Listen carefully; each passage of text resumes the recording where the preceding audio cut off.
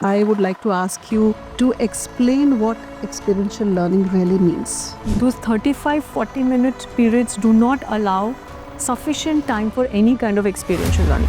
So, whether we like it or not, we are all the time experiencing something or the other. Majority of the schools and classrooms are not using what they already have. Hello everyone and welcome to Neptunes, where we explore all the innovative practices in education.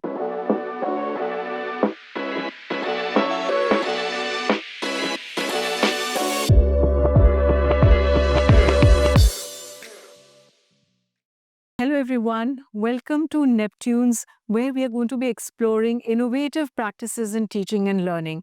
I'm your host Anju Shazo, and today we're going to be exploring the what, how and why of experiential learning in NEP 2020 and NCF 2023. I have with me Mrs. Anita Karwal, who is a senior policy maker and who has been involved in the drafting of the NEP 2020. So welcome to the podcast once again, Anita. Thank you. Glad to be back. Thank you. And we are going to be, I believe, diving deep into experiential learning this time. Yes, but hold on. Before you start the diving, Anju, I'm going to do a coup right here and right now because there's no better expert than you for experiential learning. And I think this time I'm going to do most of the asking of questions. And you shall be responding. So let me dive in instead of you diving. Okay, all right. So, Anju, what we could start with is I would like to ask you to explain what experiential learning really means. The first thing about experiential learning is that you move away from the textbook centric education, and children are going to be engaged in activities that they're actually doing. And then the other part of experiential learning is the reflection on those activities. So that's a very clear, simple way to understand this. Then experiential learning is also about the real world life. It's really not just a simulation, but children are actually doing things in connection with their contexts. There's John Dewey, this very famous philosopher who's also known as a father of experiential learning. And he said, education is not about preparation for life, something that we often say. Education is life itself. And another important thing that he said, which really struck me, was that, see, everything is ultimately experiential learning. I mean, everything is an experience. Getting bored is an experience. Feeling scared is an experience. So what is important in experiential learning is the quality also of the experience itself. So these experiences must be encouraging us to learn, they must be engaging us, they must be positive, they must be validating. So the nature of the experience is also an important part of experiential learning. And interestingly, Anju, the NEP actually recognizes that the traditional rote learning now needs to shift to competency based learning. And NEP also explicitly through NCF says that this shift can happen only if experiential learning kind of innovative pedagogy is introduced. So it's really important that experiential learning becomes a part of our daily classroom transactions. True. Yeah. So it's a pretty well-defined process, experiential learning, and we can break it down into 3 simple steps. Okay, so there is a structured pedagogy Yes. to it. If you want to bring it into the classrooms, because it sounds like a very heavy, all-encompassing word. So if you want to look at 3 simple steps, one aspect of experiential learning is the prior knowledge of the child. We always encourage children to express whatever they already know. And that can be done through a variety of ways, whether it may be debates, discussions, quizzes, role play, drawing, etc. Then the other aspect of experiential learning is then planning a real activity, which is a hands-on activity, which the children are engaged in.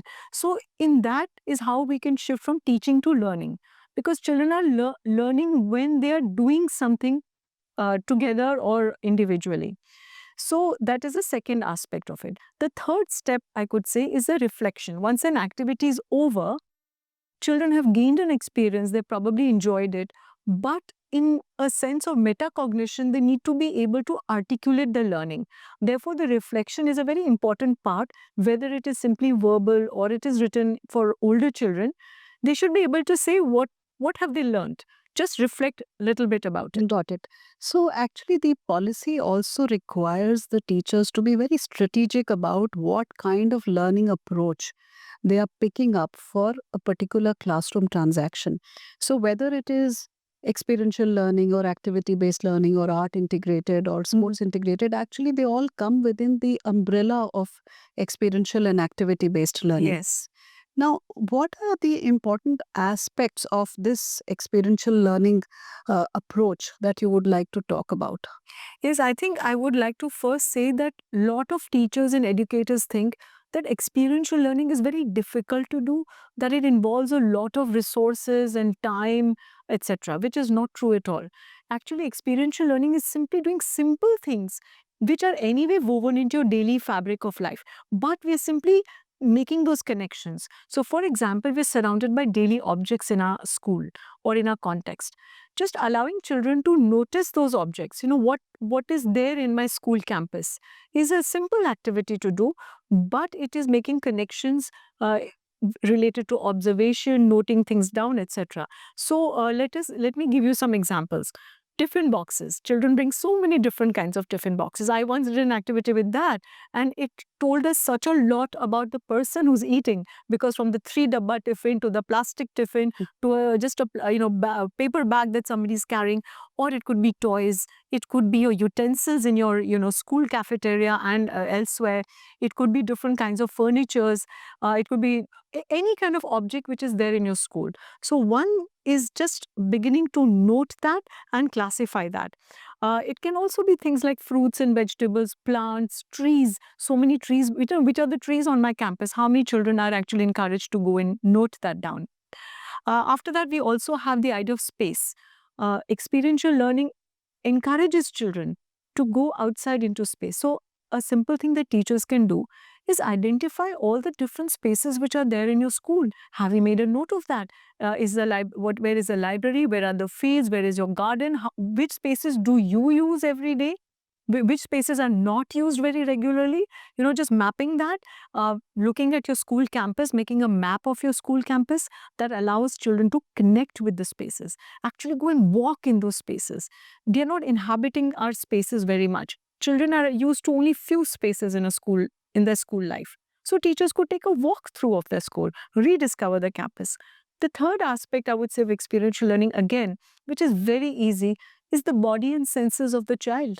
No teacher can say, I don't have it. So these three things, which is the daily objects, the space of the school, and the learner's body, are three important aspects of where you can bring in experiential learning. And when we talk about the body and senses, we're also talking about the emotions.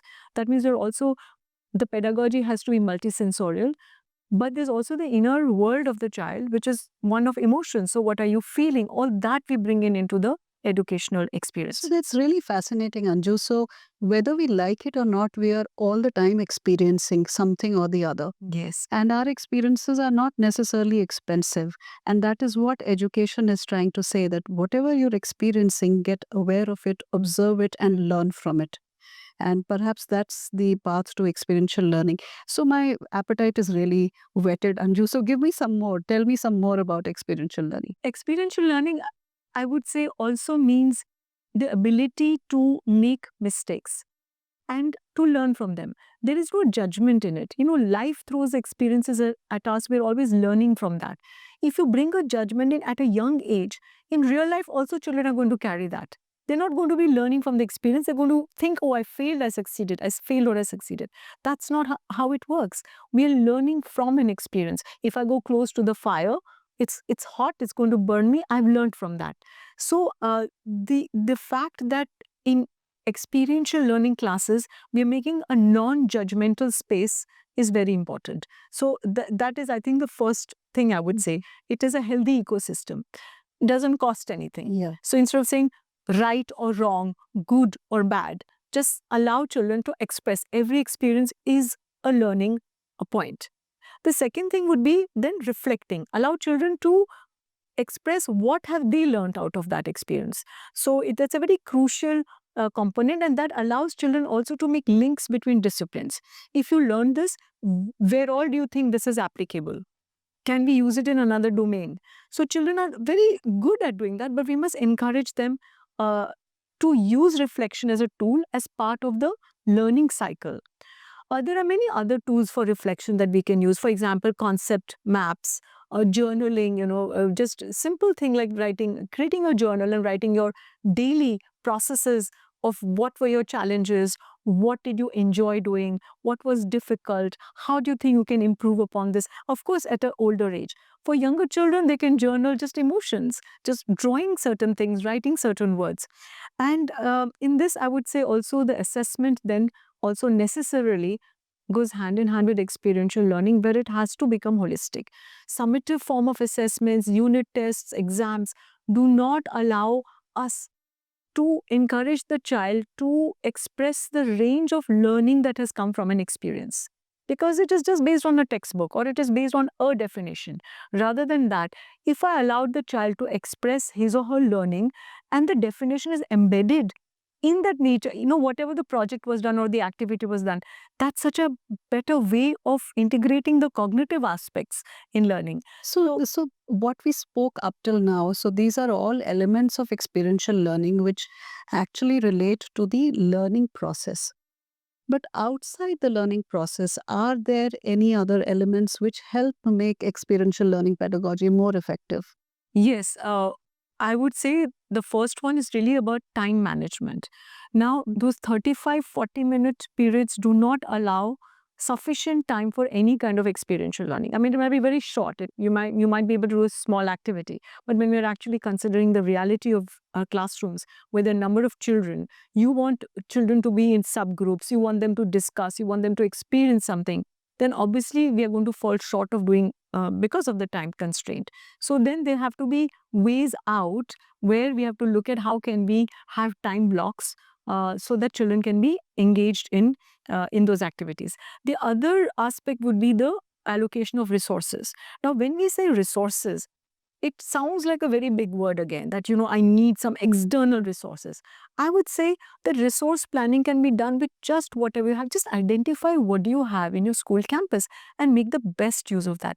Before we're looking at what do I need more, I would say majority of the schools and classrooms are not using what they already have as resources. So, for example, using the floor as a resource. In our school, we do a lot of chalk work, drawing, painting, even using poster paint, rope work. We make things, we draw maps, world maps, birds.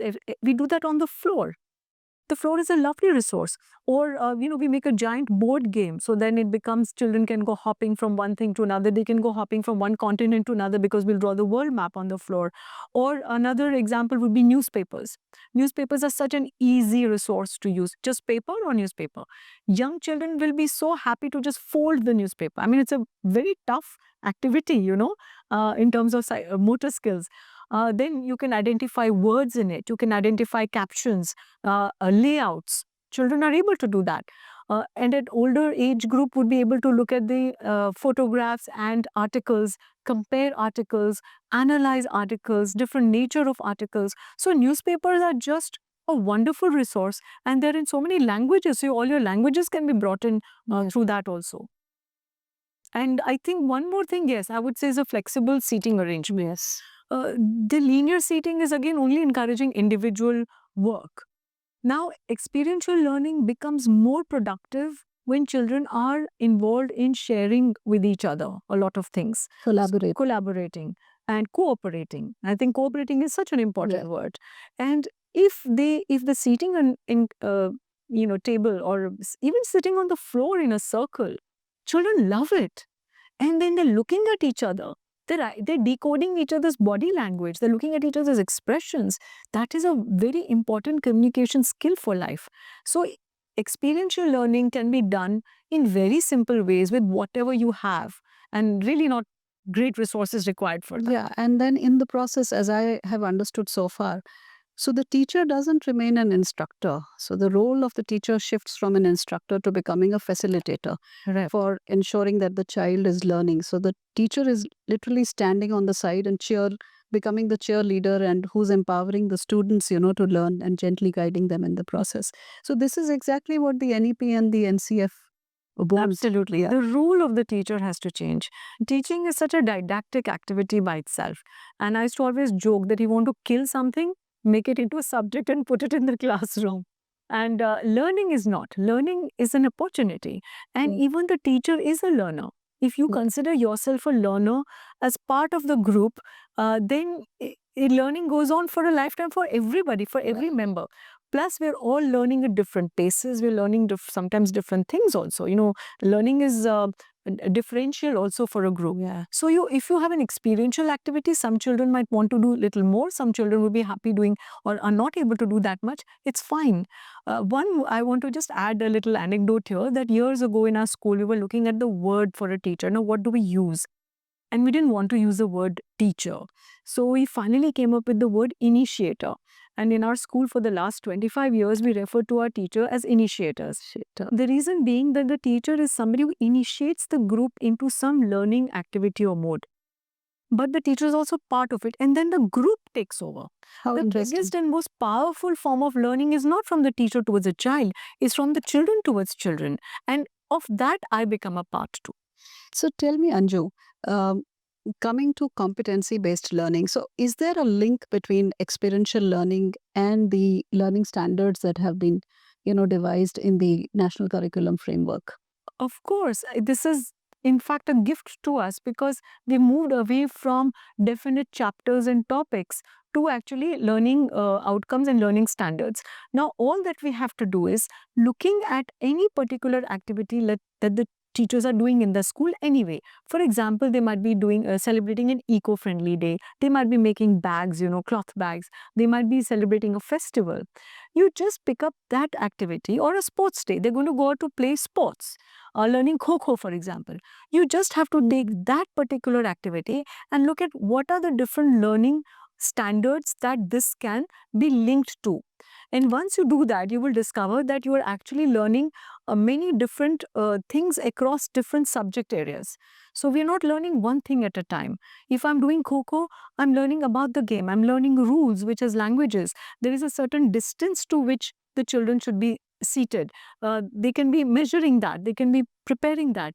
Then the children must have the strategies. Even after playing Kho-Kho, they can write down what are the strategies that I used, what have I learned from today's game. So, all these things, if you begin doing it, the Kho-Kho activity, which is a sports activity children would love to do, becomes an experiential learning one. Amazing. I think you've given a very comprehensive review, Anju. So, from the side of the listeners and the viewers, thank you very much. And now I request you to take over so that you can give a takeaway challenge to our listeners. Yes, I think that's always a difficult thing to think about easy takeaways. So I would say that at one particular thing that children can do is already go around their campus and discover their campus, and they can already walk around and look at the objects. If teachers begin to do these 2-3 things, teachers can also identify the resources that they already have. They're not looking at things as a resource. They're only looking at things as objects or spaces. Look at it as a resource and see, how can I use this? To give you another example, one staircase in a school became a theater space. The children did the entire play on the staircase and the audience was around it. So if you look at different spaces, objects, etc. As a resource, then you will begin to really make very fruitful experiential learning and engaging learning activities for children. This is so interesting, Anju, that what experiential learning requires us to be is one, an acute observer, and two, to have a deep sense of awareness. And this is something which resonates with the Indian philosophy. Being aware of everything in your surroundings is what is going to connect you to your surroundings. Yes. Amazing. Isn't it? And ultimately, the goal of education is to become self-aware. Yes. And if I don't become aware of things that are around me, that I'm surrounded by, how these things shape me. And again, to come back to John Dewey, because we spoke about him initially, is that he also said that how not only is the environment shaping us, we are also shaping our environment. And that is the ultimate empowerment we need to bring to our children. That you're not just passively soaking in whatever is around you. You're also actively shaping it. So how about if children went around the school campus and decided, oh, there are not enough dustbins here. Let us install dustbins here. So then this becomes a segregation of waste out here. So, or are we using too many of non-biodegradable objects? We got too much of plastic lying around here. Maybe we should do something about upcycling or recycling. So it's by connecting with our spaces and objects that projects can also emerge. So that, I think, is a simple takeaway. And I think that brings us to our end of the podcast. Yes, it does. And we are going to now go to the next part. But for today, for this particular episode, thank you very much for joining us. Do keep on subscribing, liking, and sharing our episodes. And looking forward to having you in the next episode.